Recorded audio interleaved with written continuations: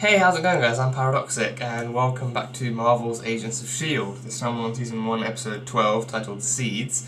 And in the last one, we finally figured out exactly what the magical place was in the episode The Magical Place, and we uncovered a lot more of Coulson's history, especially the information surrounding his resurrection and what exactly happened to him once he got resurrected and after he got resurrected.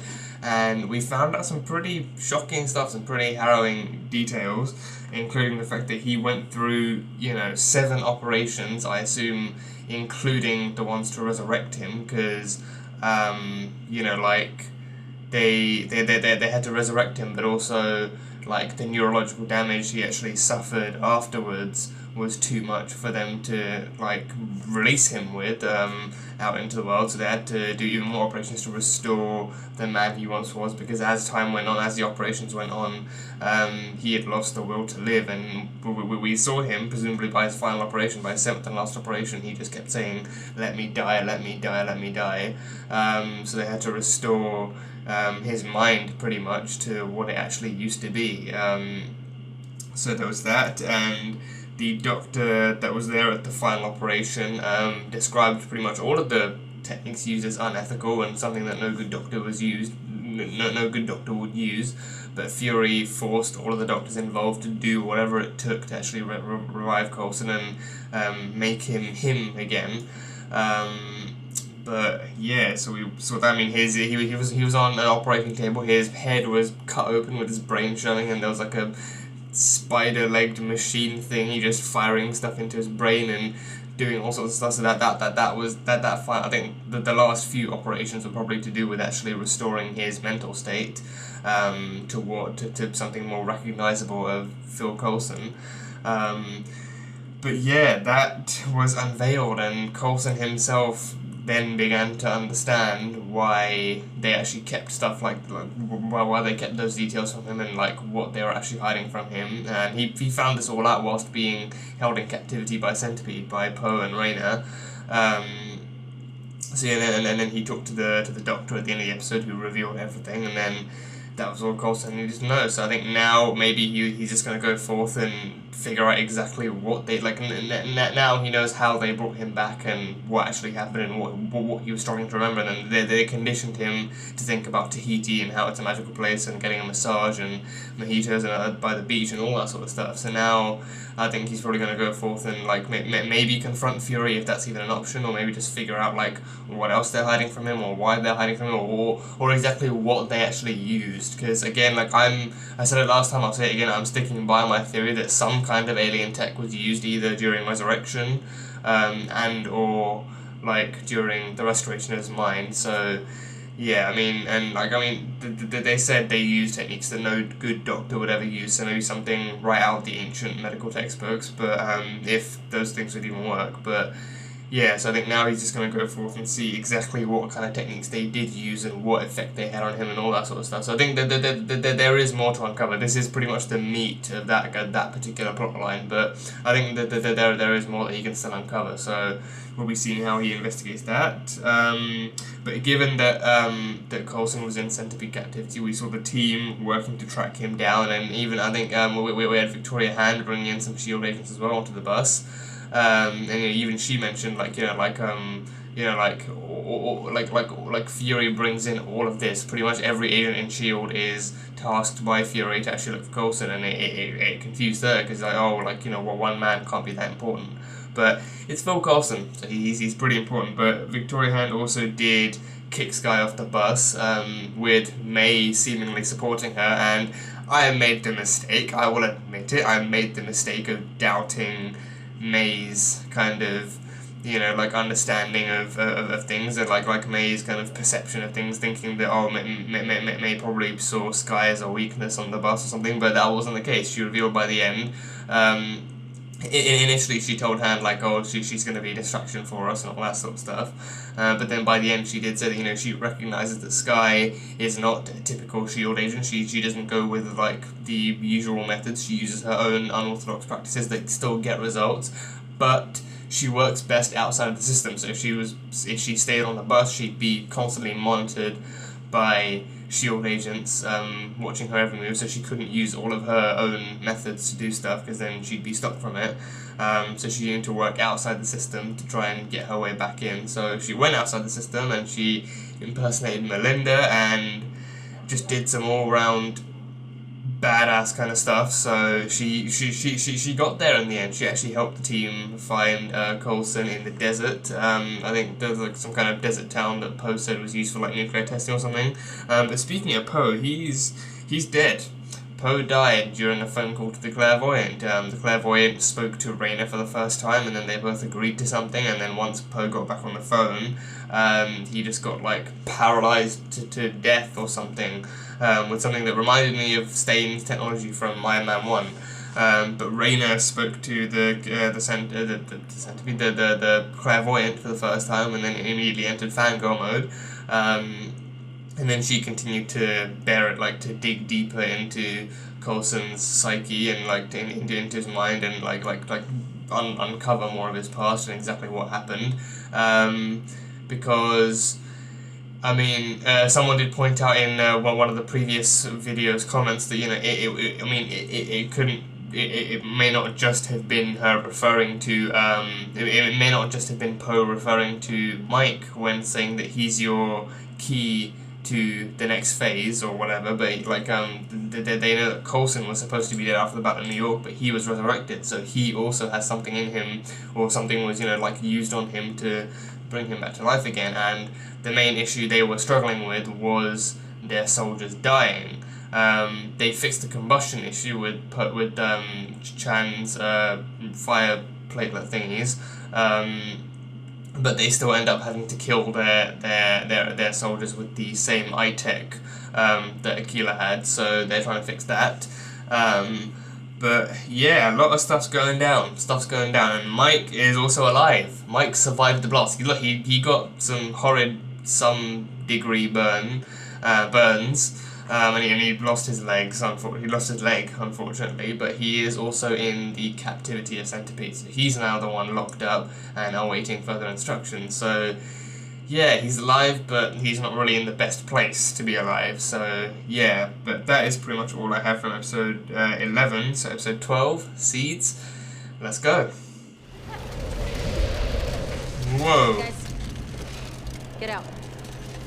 Is that? Oh, that's ice. It's ice!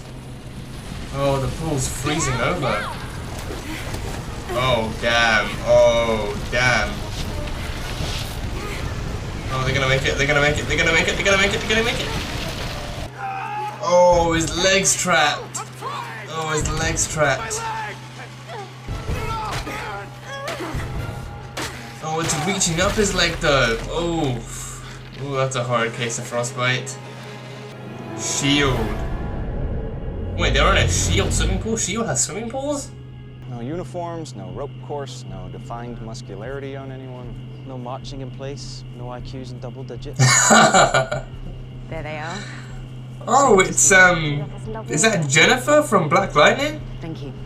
Oh, talk about a Agent, pleasure crossover. to have you, sir. Every S.H.I.E.L.D. facility has a memorial to the agents lost in the line of duty. S.H.I.E.L.D. history can be traced on walls like this. Bucky Barnes. Bucky's on there. Oh, my baby boy. Before he became a Winter Soldier. History. Please join me in welcoming Agent Leopold Fitz and Agent Gemma Simmons. Whoa. So proud of him. Oh God. Oh God. What is this?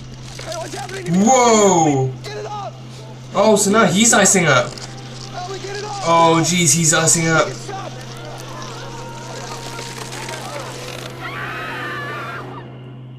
They just killed off Donnie? They legitimately just killed off Donnie. Okay, maybe not. Maybe we can still save him. Smash the damn thing! There we go. There we go. Come on, Donnie. Come on, Donnie. Come on, Donnie. Okay, there we go. Warm him up. Warm him up. Warm him up. It's okay. It's okay. Okay. It's okay. It's over. I have people who do that for me. Ian something. Ian Quinn from Thingy. The Thingamabobbly. Episode something. Keep in mind how much this will benefit. From, yeah. Oh, Ian Quinn's back. It's strategic. It's adorable. The Tin Man has a heart after all. Not all muscle. Well, yeah, all muscle, but still, the heart is also a muscle, and that seems to be the biggest one he has right now. Careful watch of everything within their walls. Well, Parties. we made a few improvements. Oh, made it fit for a party. Damn, a whole nightclub. Do you have one of these Yeah, operations? a bar. Just a whole bar / nightclub. Did not think Yeah, so. apparently Sci-Tech are the ones who know how to party. Okay. It was probably just a prank. Freshmen get pranked. I remember vividly.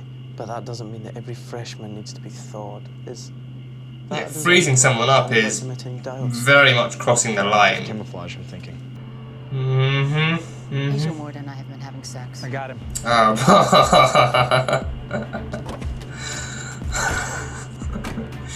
Great reveal and a great response.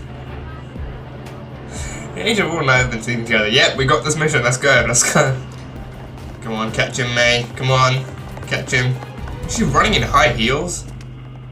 Damn. I mean, she was already a certified badass, but that just whoa. Come on, May. Come on, you can take him. Oh. Amazing. Oh. Oh, thank God. Who did you think they were? It's about the baby girl, isn't it? By which you mean Skye, huh? I can only presume you mean Skye. He was still holding on to the 084. Damn, that's from a pretty big 084. Poor thing was covered in blood. We Wait. thought she was dead too. Wait, you're telling me the 084 was a She was just person? A child? Agent's arms. The baby? The girl was the 084? If she had powers or something, we never witnessed it. The 084 was Some a of us baby? hunted the kid off. What the fuck?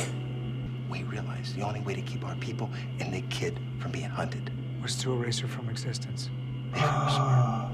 Wait, was the baby Skye? Agent's credentials. To fake Was the baby Skye? I mean, whoever killed that kid's family and all those agents was a force to be reckoned with. That girl. Don't tell me a damn thing about her. I don't want to know. You understand? Jesus. Just tell me. Is she okay? Skye has quite the friggin' history. It's true the other guys say. You are the smartest person to come through here. Is that what they say? Don't forget my girl Simmons. Simmons It's a is combined. smarter. Yeah, technically. it's a But combined that's intelligence because she unit. likes homework more than life itself. Who was that? Whoa! He has an Gemma. I actually helped him solve his power problem. Oh, he can power an even bigger thing now! Or like he's creating other tech. Oh, it was Donnie. Oh no. That's Oh, what you're trying jeez. to power. A bigger version of Yeah, but a bigger You version. weren't supposed to see this. Donnie. You weren't supposed to see this. What the sugar? We need to go. Donnie and this other dude? This is a co-op mission? Sometimes it's not a bad seed, just a bad influence. Huh? Let's go. Just stale water and No, that's not lack of sunshine. Seth. What did I say was the most important? Oh, he bought it from Quinn! He bought the parts from Quinn! Deal's gonna have to change. Oh, He's jeez. the worst there is. This is Quinn's MO. He finds young talent and he takes advantage. Uh-huh. Right? Yeah, he finds good ideas and he takes advantage of it. Contact Ward and Agent Weaver. The deal's a no-go. Let's turn around, go back to the Seychelles. Copy that, sir. Darling, can you first Oh, so he's setting them up for another attack and not even gonna show up. We're in this together. Are you though? Are you? Really? I've been keeping something from you. But recently I And he's gonna realized go straight to the reveal. I had no Straight to the reveal. 24 years ago, an entire SHIELD team in a small village were massacred to protect and secure. I didn't think they'd be going into revealing to her so soon. I did not think they'd reveal it to her so soon. Oh. Wait, is it spreading? Is the ice spreading? The scoring is on point. I'll say that much. The scoring is on point. Whoa, that's a storm cloud. Whoa, there's some hard hitting here. Whoa, that's a big one. I can get there. Can you? Can you really? Yeah, I can't get there. Yeah, scratch Any other way to that. get to Donnie? Oh, jeez. Can the bus handle it? Can the bus handle the superstorm? The eye of the storm, no less. Whoa. Oh, damn. Oh, here comes the thunder. Here comes the thunder. Oh, jeez. He's been knocked out. Oh. Oh, here comes the cavalry.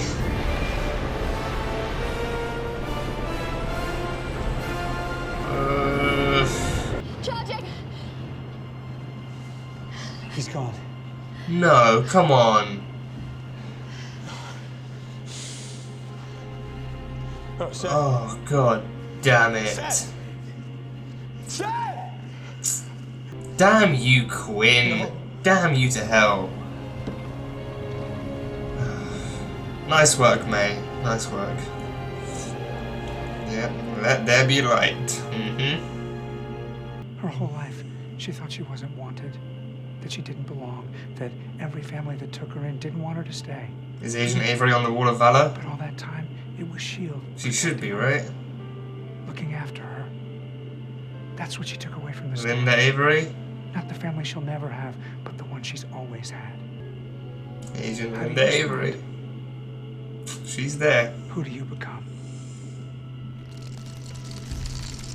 Oh, sugar. Oh, you are crapping me right now. He has ice powers? And a sinister smile to follow it? So this is a getting to know you call? No. Just It's a we're on to you call. That the first time your aircraft drifts over any country allied with S.H.I.E.L.D., we will shoot you out of the sky. So this is a courtesy call. It's a Well, promise. Agent Coulson. And I have a message for you. The clairvoyant told me to say hello.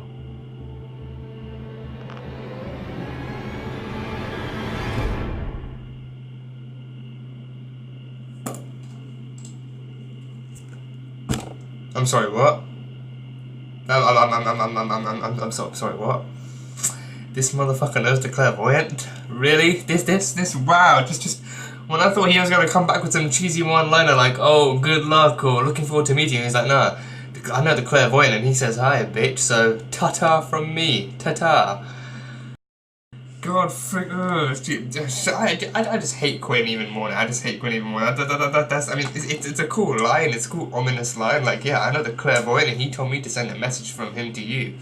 But coming from Quinn, it's just like, just extra salt on salt. Just, but wow.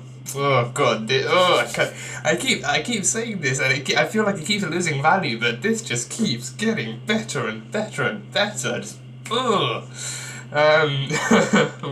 this is honestly such a good build-up from. I mean, I can't even tell what it's really building up to, but at the same time, it's like wow, like this is still building up to some great stuff, but.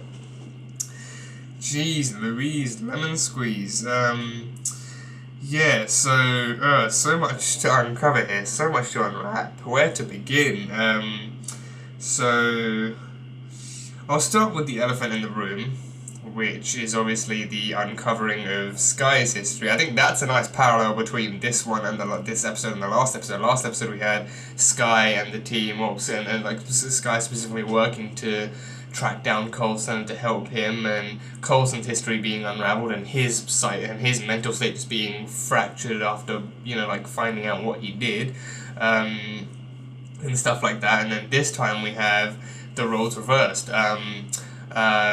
Coulson and May are working away from the team to figure out what the hell happened to Skye way back when, and exactly how it happened, and now he's the one having to deliver the news to her, and her mindset's being fractured and all that sort of stuff. So it's a nice parallel in that sense. But yeah, but yeah. So I might have to go back and listen to that scene where where Avery's partner is actually telling Coulson everything. I might have to go back and watch it again. But for the summarized version, so Agent Linda Avery and her partner, I forgot to write down his name, were both fresh out of the academy as SHIELD agents when they were called in about an 084 in a Chinese village. But the 084, I mean, an 084 is likely the best way they could identify it, but I mean, it's a weird way to kind of identify a living thing, like a living being, like a person. But the 084 in this sense was a baby girl. It was a literal child who they don't. I mean, I think he said they don't know if she had superpowers or not, but pretty much everyone in the village, or at least most in the, pretty much everyone in the village had actually died trying to protect that girl, and then the first team to be on location and in contact with the people of the village and with the 084, so aka like the welcome wagon, were all slaughtered, and like the one, like I think he said the senior officer or the senior agent or something escaped under a bridge with like a single gunshot wound to the neck, and he bled out, but the 084 was in his arms and it was covered in blood. So that was Skye.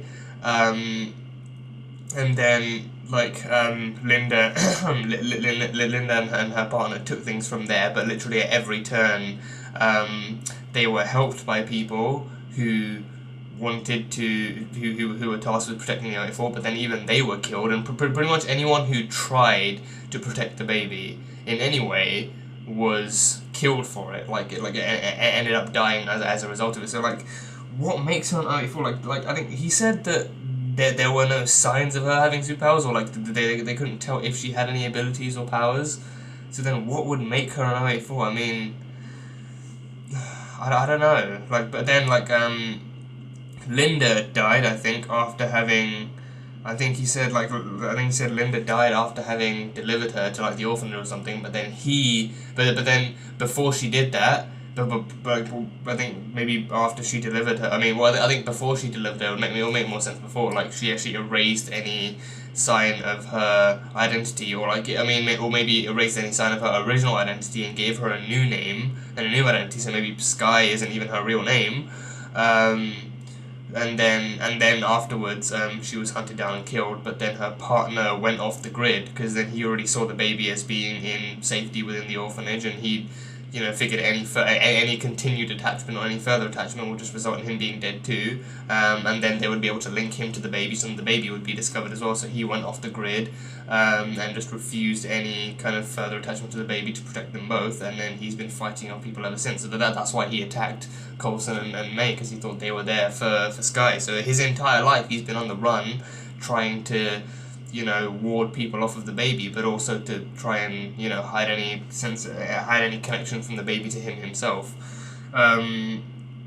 But yeah, damn, Skye has so much deeper history within because I assumed that, like, at first when they revealed that SHIELD agent was connected to her, I thought, oh, maybe it was just like, oh, like, maybe it was something as simple as like a kidnapping or a hostage situation that SHIELD were tasked with doing. Like, maybe Skye's parents were criminals on SHIELD's radar, but then, like, upon taking them down, the SHIELD agent in question found the baby, realised it wasn't really a threat, it was just an innocent child caught up in the crossfire, and then delivered her to the orphanage, and then maybe was killed in action during another assignment. But no, this goes so much deeper. She was an 084. She was an unknown object. She was an object of unknown origin, and she was so dangerous that people had literally killed the people protecting her, and then were going after her herself. So, but what would make a baby so dangerous? I don't even know. Like, again, like, I think, I'm gonna go listen to that scene again, but I think from what I remember, he said, like, there was no sign of her having any powers, or maybe, like, she was dormant or something like that, but I don't know. I'm gonna go listen to that scene again. Whereabouts is it? Okay, here we go. Damn it. Wow, okay, so they got her out of China, I'd hate to say retrieve because it makes it sound like an object, but they rescued her and took her out of China, but then as soon as they landed back wherever, I think he said there was a team of 5 of them, so they all started getting crossed off and tortured for the information. Some of them had their heads bashed in, and they were tortured for the information. Eventually, all those other agents were killed, and Linda and this guy, her partner, was the only one left. I'm gonna go back and look for his name, because I feel bad calling him this guy and her partner. Like, there's a lot more to that than, there's a lot more to this than just that. Okay.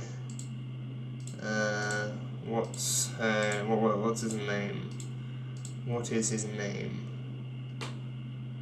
What's his name?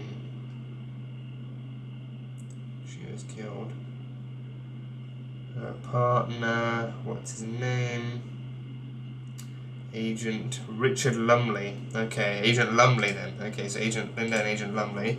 But yeah, so he said that Lumley said that they were crossed off as soon as they landed, and then she set up like a protocol using she faked level 8 clearance using the senior agent's name, and then she put her into the foster care system, and then what was it like? She set up an invisible protocol where she was the one who ordered that the foster system move her around every few months. So it wasn't just Skye being returned because her family didn't like her. Maybe that could have been an addition to it. Maybe it was just her own perspective, not knowing what was really going on. But Avery herself ordered the foster system to move her around every few months to stop her from being tracked down by the other people, but they still caught on. They killed Avery for it, and then he moved away. He moved off the grid, and moved into the shadows to stop her from being trapped, because he was the only one left who had even the slightest inkling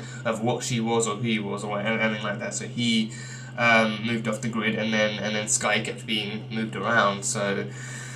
Oh god, oh poor Skye, that poor sweet summer child. Oh, she's been through so much from birth. From the moment she was born, she's been through hell. No one deserves that, least of all her. But god damn, she's been moved. She's been moved around all those times, and she never and she thought it was her fault. She thought that the family didn't like her, so she was being moved around from family to family. But in truth, it was because people were after her, and her existence and her aliveness was being protected. But yeah, so he said like whoever had killed her parents and all those other people and all the other agents back in China must have been a force to be reckoned with. So someone who knew enough about her to want her killed, and he said if she had powers, they never witnessed it, so all they were told that she was an 084. They weren't told if she could do anything, and if so, what she could do. They were just told, this is the 084, she needs to be protected. That's all they were ever told, and that's all they ever did. But they never saw her exhibit any signs of any kind of supernatural abilities or anything that could really deem her worthy of the title of the 084. So, say that like it's actually something to be worthy of. But yeah, so they just saw her as an innocent child being tracked down by ruthless killers for some unknown reason. But their job was to protect her, and they did their job as best as they could. But yeah, but Lumley, he even expressed interest in not wanting to know anything else about her in case that actually made him more liable for capture and interrogation, and also warned Coulson and May against actually having any kind of connection to her. But damn. God friggity flugen damn it. Oh, she's so much more important than she realizes in the deadliest of ways. But Jesus Louise. So whoever wants her dead, I mean, would they still be out and about now? Because I mean, she's in S.H.I.E.L.D. She's in the hands of S.H.I.E.L.D. now, so she's in she's arguably in much safer hands, but at the same time it's like she was tasked being protected by other S.H.I.E.L.D. agents before. And they all failed to do the same, but with this one, it's like the only thing protecting our team now is plot armor. That's literally the only thing. There's nothing to there's nothing huge to signify. I mean, besides the fact that they've all stuck by Skye and they've all proven themselves worthy in even the most dangerous situations, there's nothing else to prove that they're capable of stopping whoever's coming up. I mean, the question I have is whether they're still after her now, or whether they even know that she's still alive. I mean, that was like how many years ago, and now I think she's like, it's safe to bet she's in her like early to mid 20s now, so she's an adult now. That's plenty of time gone by, and plenty of time for them to have still continued the search and still be looking for her. And if they haven't found her, then she's lucky as all hell. But if they have, then it's only a matter of time before they resurface and try their efforts again. But yeah, I mean, he said like whoever was hunting her down and killed everyone must have been a force to be reckoned with. So like, I'm wondering, like, I'm wondering if that kind of person could still be active right now and who it would be. I don't know, though. I do not know. But, Jesus, wow, that is quite the backstory. Quite the backstory.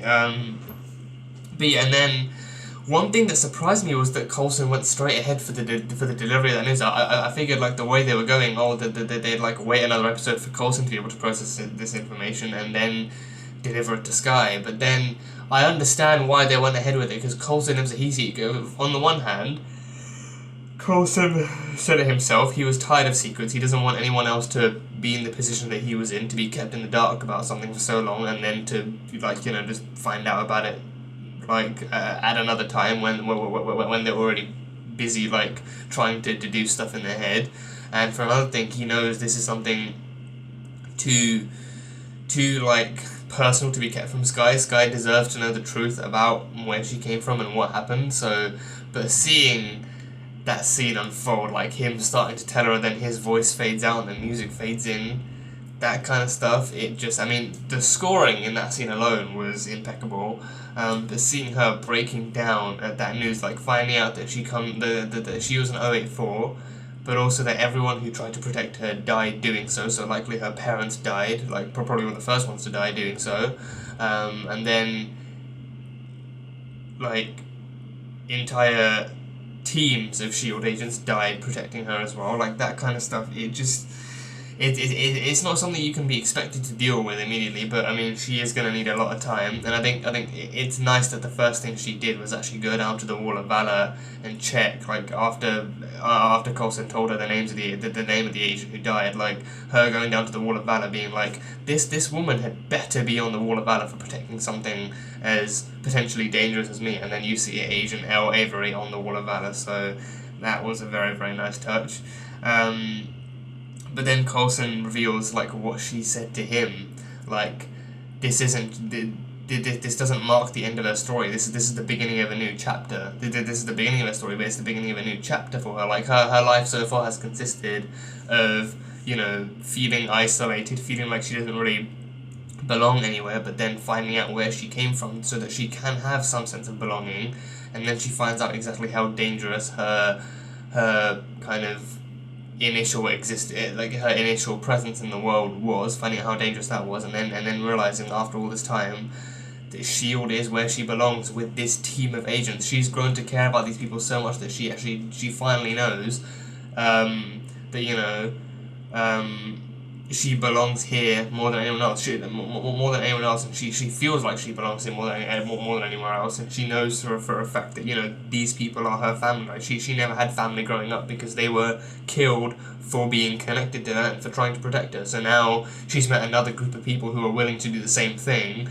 So that must mean that they're pretty damn special. If there's another group of people who, I mean, Coulson and May are the only ones who know, but even they're willing to protect her from whatever's coming, and they are willing to make sure she's safe. So they might anyone else would like. I mean, Skye, with her experience of having been moved around and rejected by people, she knows that, you know, anyone else who knows it must have thought that deemed her more dangerous and wanted even less to do with her. So they would immediately just reject her and let whatever happen. But Skye and May and Coulson know that none of that is her fault. You know, she is like pretty much more than a victim than anyone else in that situation. So she needs protecting, and, you know, they are more than happy to keep her in the team if it means protecting her and actually to keep her safe and make her feel like she is a part of their family, which she already does.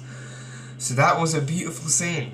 That was a beautiful scene to see unfold, and him saying, like, you know, anyone else would have had that reaction of just not wanting anything to do with them, or just wanting to move away, but what she said to him restored a little bit of his humanity. The fact that, you know, her story is just beginning to start now, and she knows this is where she belongs, and, you know, she knew that a long time ago. So, you know, she's still shocked. That's not something to completely dismiss. She's still shocked at what she's heard, and she's still shocked to discover it. But what makes it better is knowing that she's not alone. She's with people now, and they are people who can help her deal with this newfound trauma of sorts This, oh god, that was a revelation I was not expecting to get so soon, to receive so soon. But yeah, that is that. I'm sure I'll think of more to say on that, but for now, that is pretty much all I can actually think of. But yeah, so that was that. We made a return to the Shield Academy, specifically the Science and Tech Division. And yeah, I think between Fitz and Ward, we've seen it explored a little bit before, but the kind of rivalry between science and operations is kind of like a hierarchy thing. So obviously, like obviously like the kind of signifiable, the noticeable difference between the brains and the brawn and how they can clash and stuff like that. So but it turns out science are the ones who know how to party. Like, they actually have like a friggin' bar in their boiler room, like a bar pretty much. I was gonna say I keep calling it a nightclub, but I didn't specifically see any dance floors. But regardless, it's a bar that has pool and disco lights and music and alcohol and all that sort of stuff. So operations, I think Ward said, like they didn't have anything like that. So I mean. On some level, it actually kind of makes sense. I mean, in the sense that operations would be more disciplined in that sense, and like their way of blowing off steam would probably be actually beating the crap out of a punching bag, or just chugging down a bottle of alcohol in their room, in their dorms alone or something. Whereas with science and tech, they'd be the ones who actually identify the chemical ways of releasing stress and actually having fun, being like, oh, unleash that dopamine, the serotonin, and all that sort of stuff. So yeah, but that was cool to have explored. The Wall of Valor, that was a really cool thing to see, and obviously Bucky Barnes is on there, my boy Bucky. This is pre-Winter Soldier stuff, so that was cool to see. But that is like a memorial for any SHIELD agent, even an SSR agent who's actually given their life in to actually serve SHIELD. So the SSR was pretty much the early years and the early days of SHIELD. That was the strategic scientific reserve. I think that's the order, right? Not the other. Yeah, I think the strategic scientific reserve, and that was one we saw in the first Avenger, run by Colonel Phillips, and like the ones who came up with Project Rebirth and all that sort of stuff. But then I think Agent Carter, which I have to continue, which I have yet to continue watching. That was also what Peggy is helping to run, but that's like a different kind of era / a different story. But they are still dealing with like the same stuff that SHIELD deals with. But again, the SSR is pretty much. I mean, it even has the same logo, the eagle wings spread out. But that was what SHIELD actually started off as before it actually became SHIELD. A while after World War II. So yes, I mean, even then, I think it's safe to say even Peggy would be on that. I mean, it's what. Oh, actually, but would Peggy be on that? I think it's ones who gave their life in service, or like ones who actually died in action, killed in action. I think those ones would be more likely. Maybe, yeah. Well, I mean, I think that they could still. I mean, would they be able to do that still? Like, would it exclusively be ones who were killed in action and ones whose deaths in action were recorded, or would it still be agents who died before that or after that? Like, well, I mean, Peggy, she died in like 2016, so would her name be added in there, or maybe that the Wall of Valor, those would be that would be for the ones who actually gave their life in action. But then agents like Peggy who lived a life and then died, maybe they'd go up on like a different memorial, so their achievements and their life with SHIELD would still be recorded, and they'd still be framed as memorable agents of SHIELD, but they didn't give their life to do it. So would Steve? Oh no, Steve wouldn't be. Well, I think maybe Steve would be on there, but then fast forward to 2012 when he was thawed out of the ice, then they'd be like, yeah, he's alive, so we can kind of take that down and just put him up next to the other stuff. I mean, he's an Avenger now. He gets his own plaque in the higher ranks of SHIELD. He's an Avenger. So yeah, but Bucky, that was a very nice Easter egg to actually have. Bucky being the one who actively sacrificed his life. He taken off that train, so his name being up there is a very valid kind of addition to the team, and a very nice kind of Easter egg to point out. So that was cool. But the Wall of Valor, an overall cool thing. And we had Donnie, who was played by DinahMight, and he was more like the introverted kind of student, introvert slash shy. I mean, in my own personal experience, those aren't mutually exclusive, but they can kind of be interconnected and stuff. But he was kind of like a loner.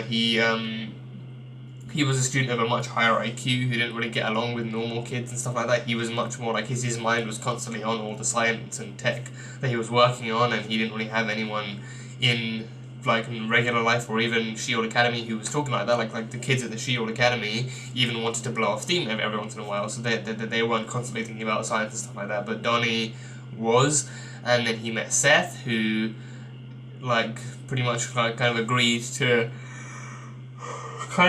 help him with his tech, but also manipulated him into doing it for other uses and to make it viable for more lethal uses. But he also did prove to be his only friend at the Shield Academy, who then coaxed him into more and more nefarious stuff. But then Seth was also taken up by his own hand in helping to create this invention, so he unfortunately died. So R.I.P. to him. And Donnie now has ice powers as well. So I believe that will make him. I mean, I feel like he's gonna come in as an 084 maybe. I mean, well, would he count as an 084? Because they know who he is. I mean, if and when he returns and he makes a scene, and then SHIELD agents are able to identify him and then report him to Coulson's team, then he would know. I don't think he'd be an 084 because they'd be able to identify him as well, the information might be passed on to them as an 084. Actually, no, because he's at the fridge.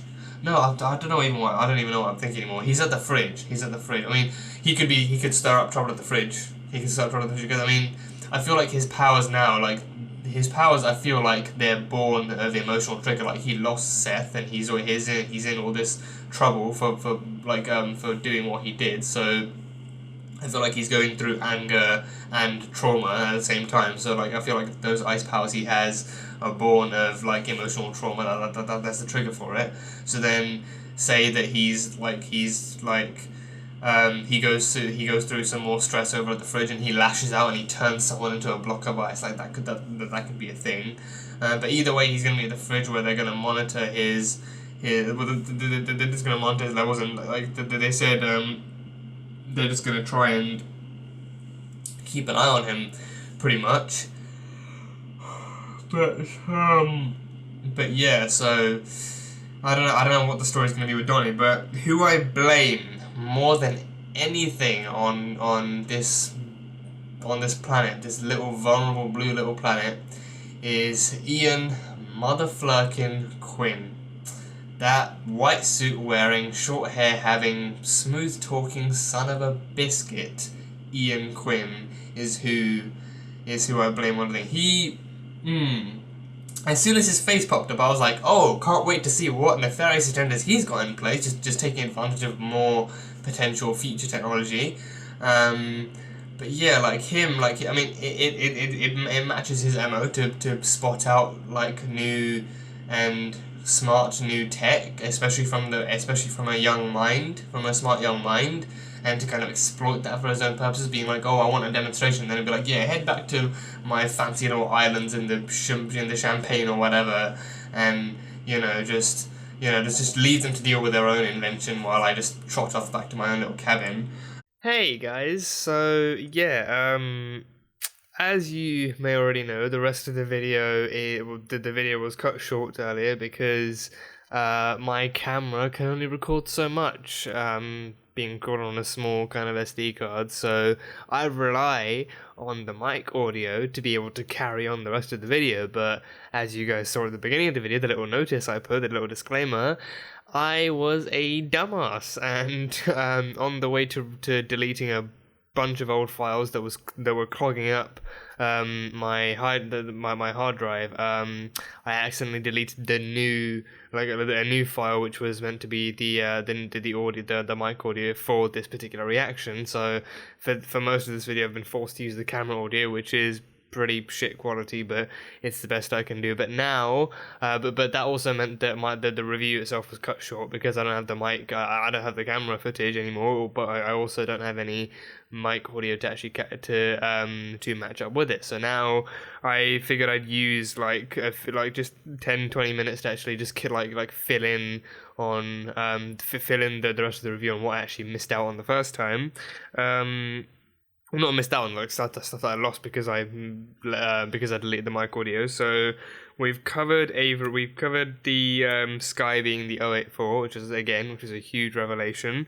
We have covered the Wall of Valor. We've covered the freezing tech. Ian Quinn returned. That was where we were pretty much. That was where we left off. And I have a theory about Monsieur Ian Quinn.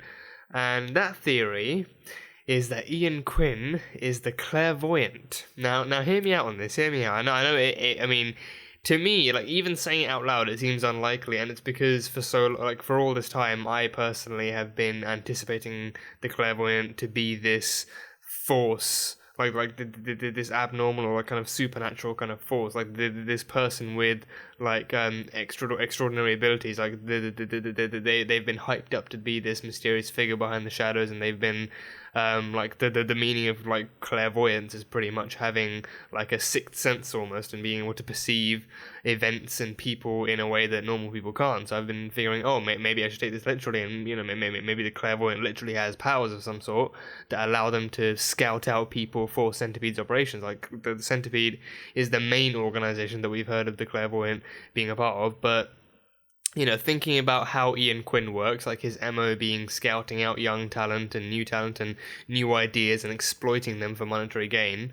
And also remembering one of Simmons's lines from a few episodes back, her line being Edison Poe was the tactician, Rayner's the scientist, maybe the clairvoyant's the money. It made me think, Ian he's obviously very, very rich, and he has the time and the money to actually invest into stuff that he deems worthy enough for his own investment. So, and he gives his money to actually further these projects, but also again for his own benefit, for his own gain, and for whatever he sees as beneficial to him mainly. So, maybe he's the one who not only provides the money for Centipede to do all of their research and to acquire all of their resources and conduct all of their experiments. Maybe he provides the money, but maybe he also looks out for people who showcase extraordinary abilities or have unintentionally deemed themselves worthy of being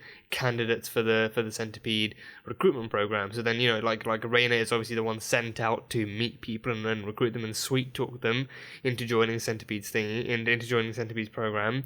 But maybe Quinn is the one who actually scouts them out. So he is the one in a non-literal, in a figurative sense, he has the sixth sense for actually anticipating people coming, catching on to news of other people before it becomes a big thing, or maybe just in time for it to become a big thing. And he scouts them out, and he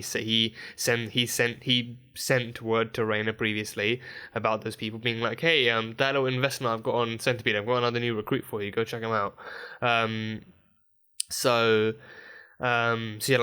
he could be the clairvoyant in that sense. The clairvoyant is mainly seen to be the money, but also one of the bigger investors / advancers of the Centipede project. But in general, it's just someone who kind of has an eye for new talent and new projects and new scientific things. So that could very well be Quinn. I mean, explaining it, I don't know, I felt like the first time I explained it was a little bit better, but this time I'm only just kind of, the only thing I'm paying testament to is how kind of implausible it sounds. Again, for me personally, it sounds a little underwhelming, because this whole time I've been believing, the clairvoyant is someone with these kind of extraordinary senses and abilities and all that stuff, but maybe in the end he's really just a guy who knows where to put his money and how to put his money and all that sort of stuff, and he is just the business side of things, and that would definitely match up to Ian Quinn's MO. So, and then even Quinn's ominous message, the clairvoyant told me to say hello, like he could have just been speaking in third person, like he could just been warning Coulson from a third person's perspective to throw the scent off. And especially since if he is working with Centipede, he would likely know about Raina being about Poe being dead. He would likely know about Raina being captured and all that stuff. So like the two of the main heads of Centipede have been taken down in some way. So he's like the last one or one of the last left standing.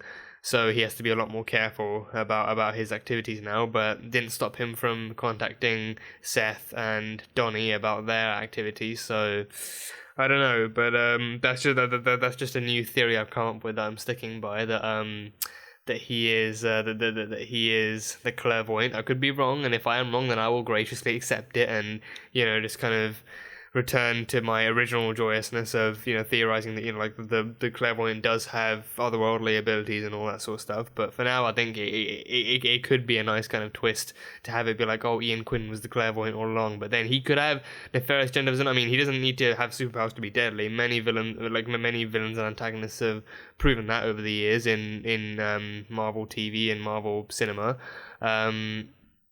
So yeah, I mean, we'll see if that theory actually pans out. But given his MO and the way he conducts himself, it does seem like somewhat of a plausible theory. So I'm just gonna throw it out to you guys. If you guys, I mean, I know you're not gonna spoil it, and I know you can't confirm or deny it. But if you guys reckon it's a good theory, then let me know in the comments. I mean, if it's absolute trash, then sure, let me know of that in the comments as well, and I'll come up with something better, or go back to my other one, like, oh, it's just a completely random person who has otherworldly abilities. I'm happy with that one too.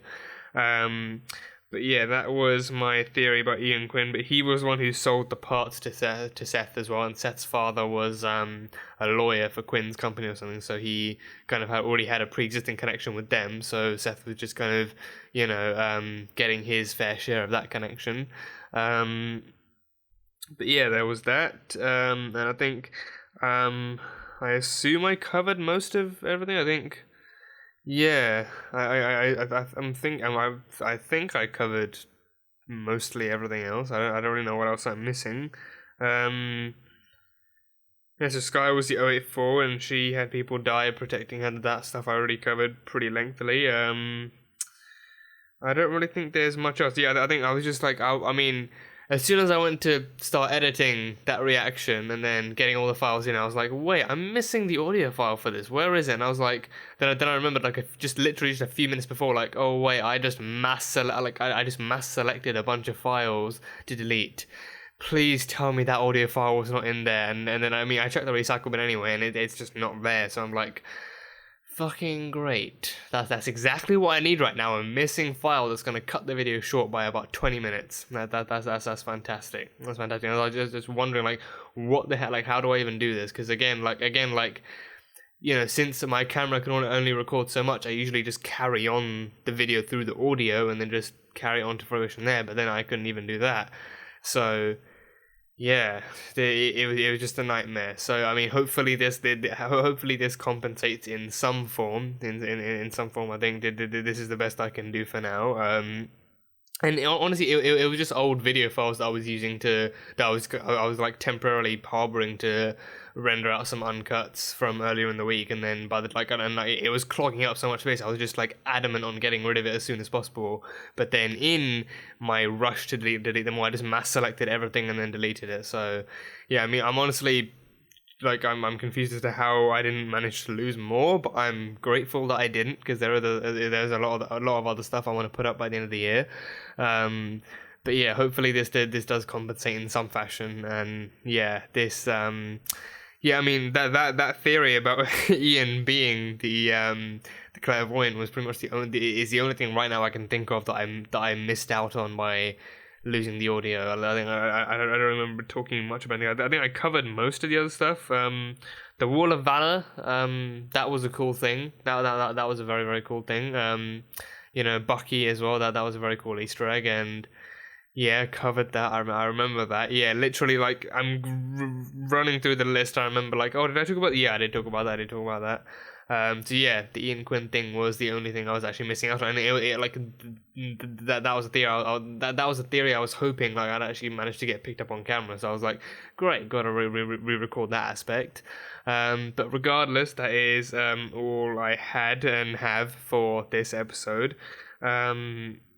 So if there are any details I missed out on, then absolutely feel free to let me know down in the comments, and let each other know down in the comments as well. But yeah, that is pretty much all I have from this one. So that was Marvel's Agents of S.H.I.E.L.D. Season 1, Episode 12, titled Seeds. So thank you guys so much for watching this video. If you guys enjoyed it, then salt and burn that like button. Comment on the episode and what you think is coming up next in the season. And yeah, that's it. So I will see you guys next time.